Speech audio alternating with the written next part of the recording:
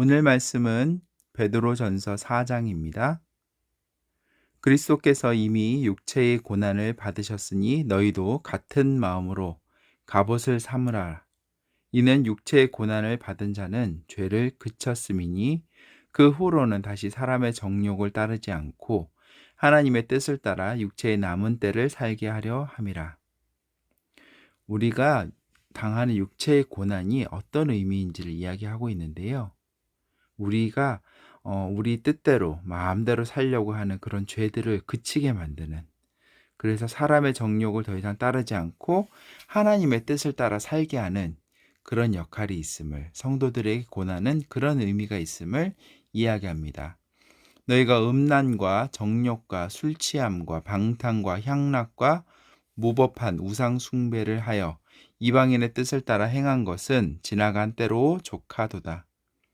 이러므로 너희가 그들과 함께 그런 극한 방탕에 다름질하지 아니하는 것을 그들이 이상히 여겨 비방하나 그들이 산자와 죽은 자를 심판하기로 예비하신 이에게 사실대로 고하리라.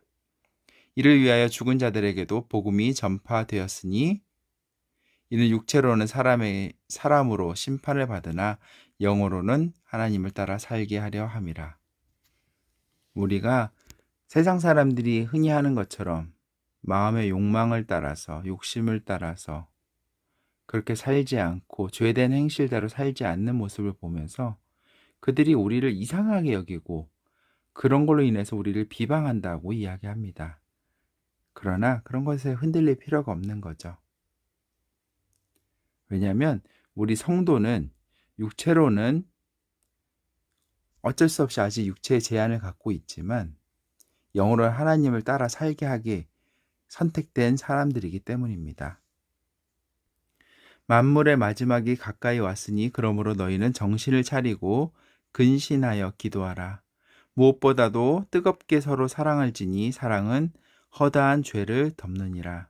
서로 대접하기를 원망 없이 하고 각각 은사를 받은 대로 하나님의 여러 가지 은혜를 맡은 선한 청지기 같이 서로 봉사하라.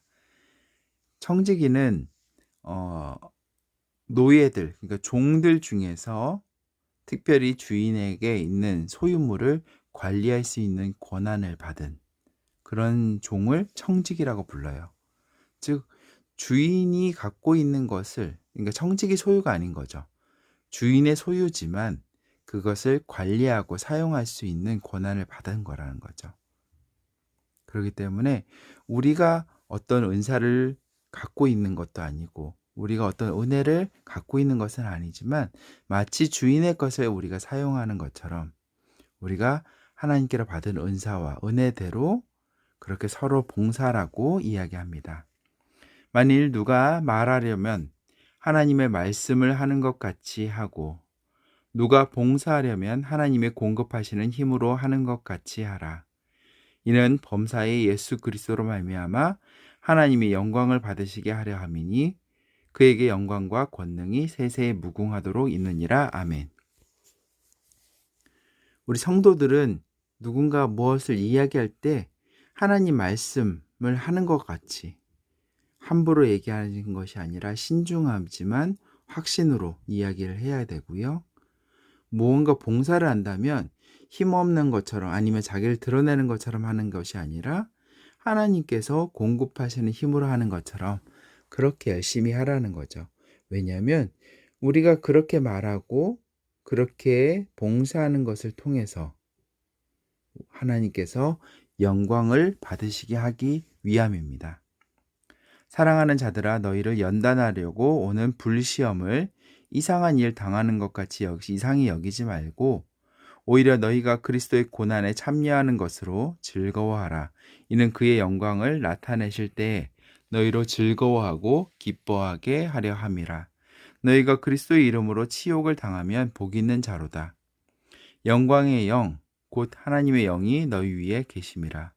너희 중에 누구든지 살인이나 도둑질이나 악행이나 남의 일을 간섭하는 자로 고난을 받지 말려니와 만일 그리스도인으로 고난을 받으면 부끄러워하지 말고 도리어 그 이름으로 하나님께 영광을 돌리라.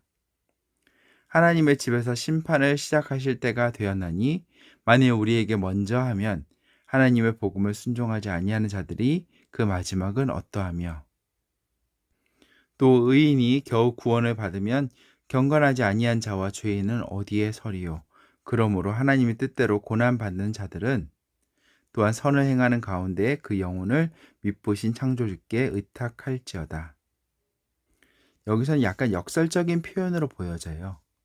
그리스도인이 고난을 받는 것은 복이 있는 거고 오히려 하나님의 영이 그 위에 있는 것이고 그 다음에 부끄러워할 일이 아니라는 거죠.